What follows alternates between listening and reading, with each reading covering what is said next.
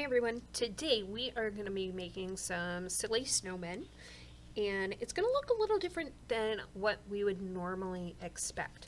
I am starting with a square piece of paper. If you do not have a square, you can have an adult help you make a square piece of paper. You can also use a rectangle with no problems at all, so don't panic if that is all that you have. So I'm going to start by folding my paper into fourths, and this is just going to help me lay out my artwork a little bit easier. So I hold my paper down to the table, then I pull towards me, out to the side, out to the side, and that helps me get a nice neat fold. Then if you are one who likes to simply keep it folded, you can do it this way, but I like unfolding my work, turning it so now my fold is vertical, and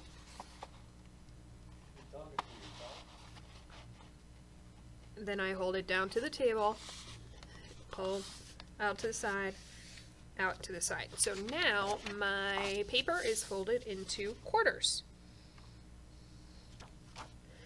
From there, you are going to grab your pencil and we're going to make a few marks. So we're going to use this is called a non-standard measurement because we're not using a ruler.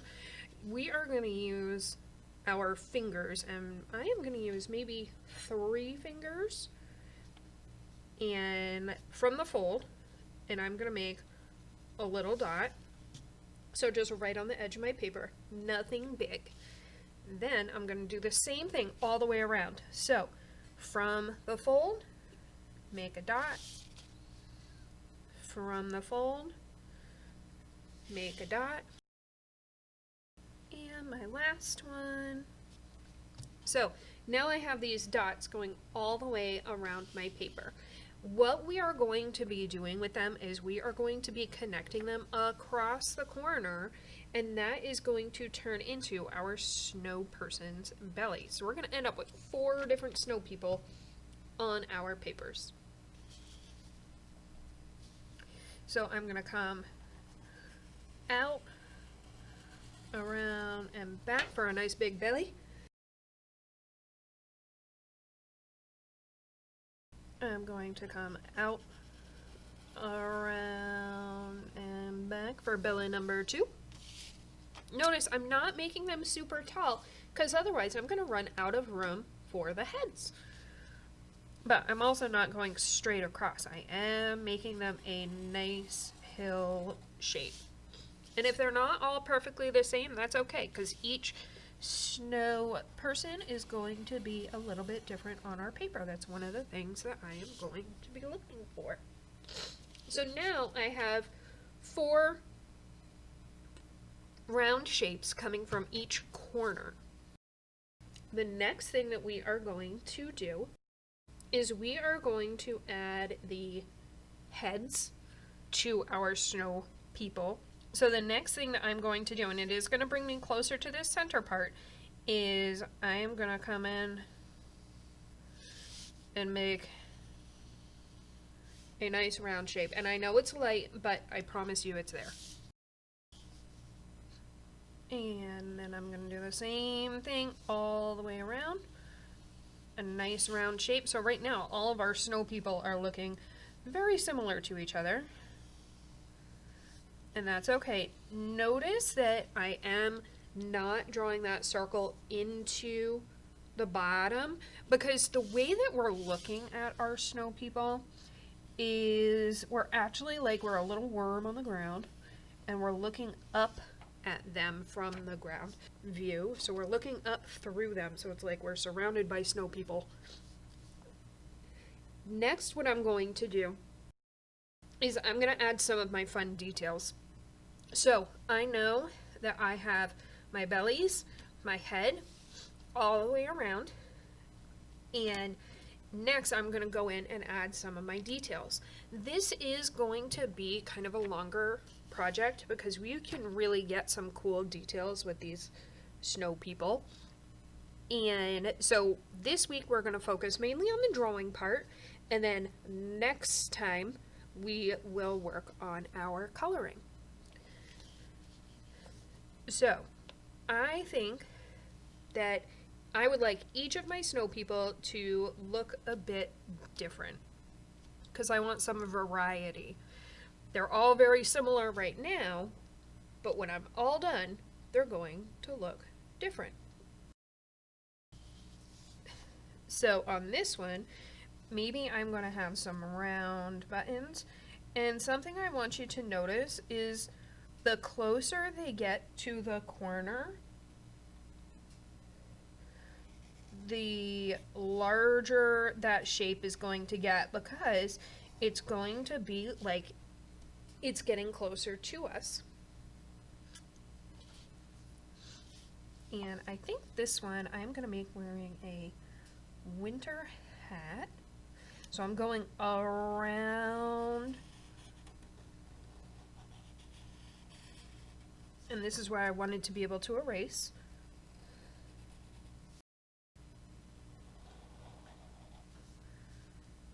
And then I'm going to make that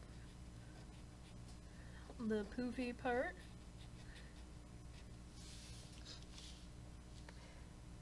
And then I'm going to make it look like that hat has been pulled down over his eyes. He is going to have a carrot nose. So I drew kind of like a C, that's where it goes into the snow. And then I add a wiggly line. And maybe on this one, he is gonna have just a little bit of a smile. Now I can go in and really say, okay, that's the line for the head. So you would erase this part here because you wouldn't see the head through the hat. So I'm going to take my eraser and erase that part. Because next what I can do is I'm going to add some stripes going around the edge of that hat.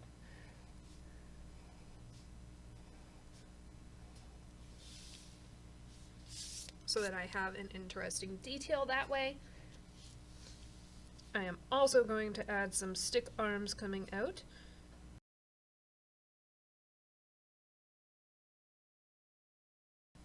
Now that I'm done with my first snow person, I am going to move on to the other ones. And remember that I am trying to make each one look a little bit different.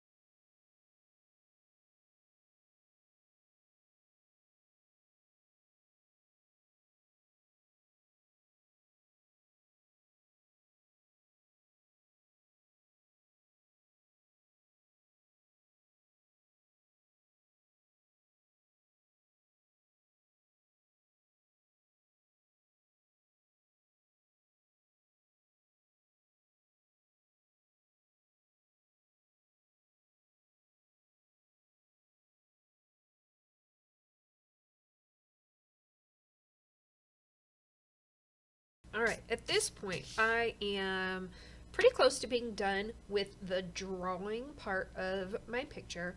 I do want to point out that where the arms come across the body, you should erase that little line that's inside the stick arms because we wouldn't be able to see the body of our snow person through the stick. But since I used a marker, I am going to have to live with that. I also want to point out that as things get closer, so on all of the buttons and the scarves, as they get closer to the corner, they are getting a bit larger because they would be closer to us in the picture.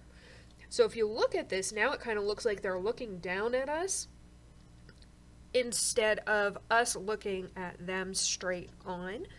Another thing that we are going to add, and we're not going to add a ton because otherwise it's going to make this next part really hard when we go to color, but I am going to add just some circles, different sizes, none really big, because what this is going to be is this is going to be our snow falling to the ground in the background. Because if we're looking up, all of this is actually sky. The ground is down here because we are on the ground looking up.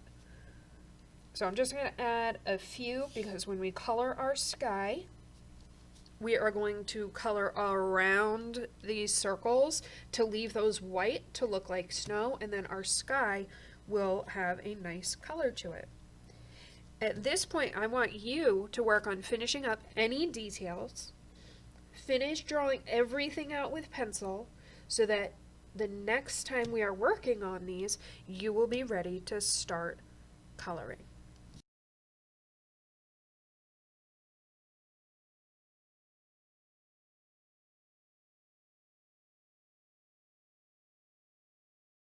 Now that I've finished all of my details, I am ready to start coloring my work. I am going to use crayon just in the background, but then I'm going to use marker in the foreground or in the front on where my snow people are. I like using crayon in the background because it's not as dark as if you were using marker. Marker gets really dark really fast. Crayon is a little bit lighter. In this way, to be perfectly honest, the background will not stand out quite so much and make our artwork look really dark. So it's going to make the marker of the snow people stand out even more. I want you to notice that I'm going around those snowflakes that we drew. We drew them like circles. We did not draw them super detailed, because when we look at them, unless we are looking at them under a microscope, they really do just kind of look like circles or dots floating down, but they are white, so we're not coloring those in. We are coloring around them so that we're leaving our white snow white. So I'm going to finish up coloring on the sky, and then I'm going to switch materials to marker and work on my snowmen. If you do not have markers, that's absolutely fine. If your whole paper is colored with crayon, totally fine. I do not really recommend that you color your sky with marker, but if that's really all that you have, that's okay. Go ahead, because I do want this colored in neatly. You're just going to have to be really careful that you are coloring right up to the edges of your shapes, not scribbling over them. Part of this assignment is really, can you color around the details that you have drawn? So those arms, the hats, the snowflakes, can we color around them neatly and carefully? And we're also going to talk about coloring in our patterns so that we keep them looking like a pattern.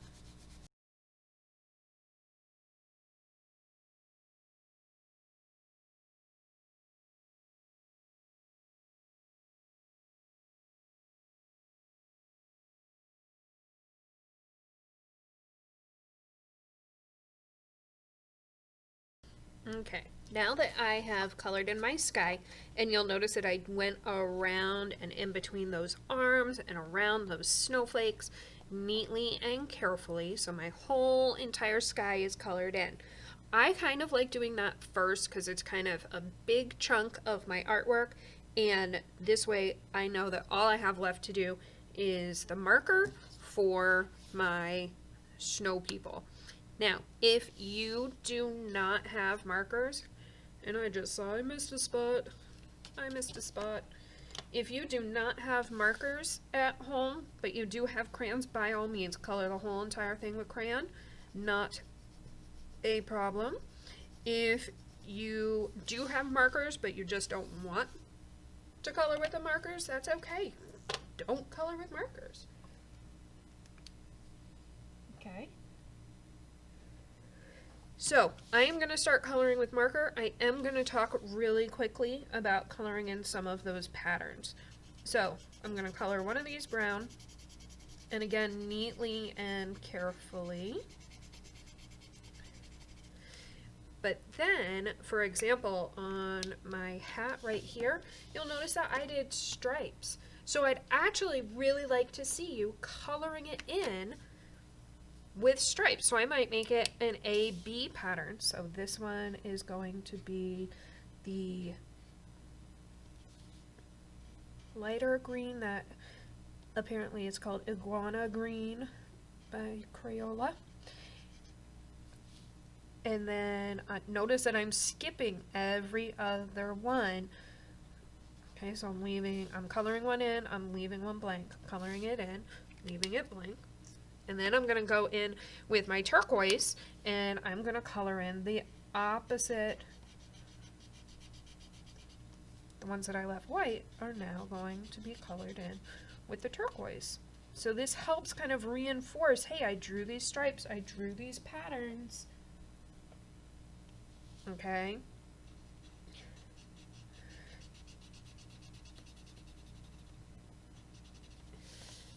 And so that's going to help your artwork look nice and neat. Same thing with the polka dots. I would color the background of the polka dots one color and then the dots in a different color. And you'll see that as I continue to work.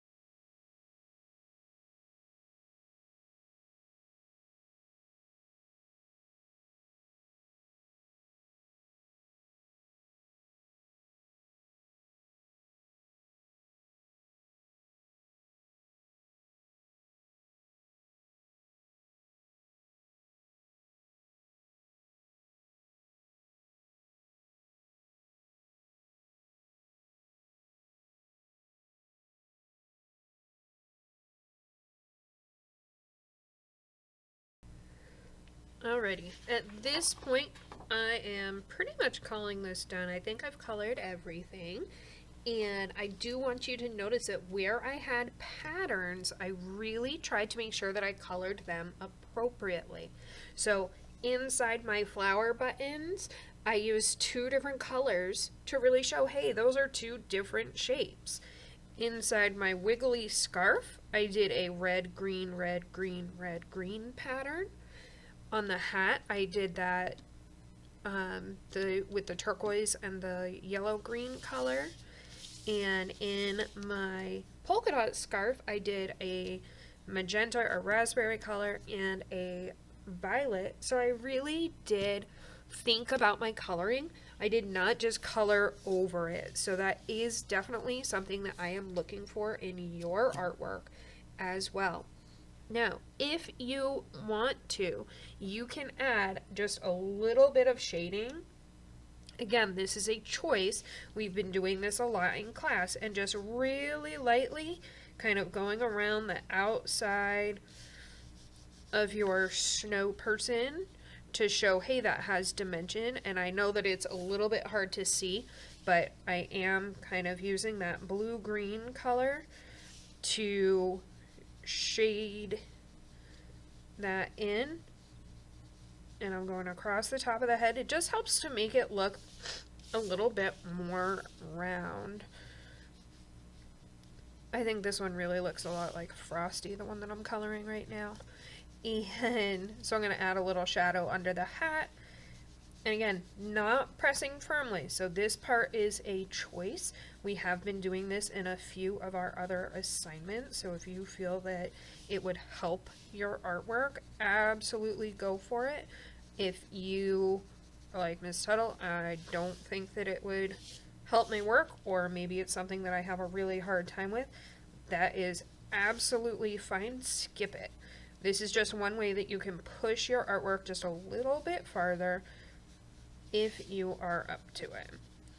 When you are in some of the older grades, it is something that I am going to be expecting from you with some assignments, but we'll review it before we get there. So, I am going to finish this up. I am going to call this done. Make sure that on yours you have really colored neatly. Your patterns show, and that you have done your best work.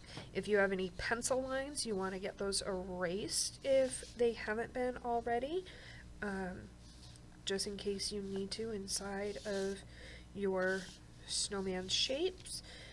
And I hope you had a great time following along. And I will see you next time. Bye, everybody.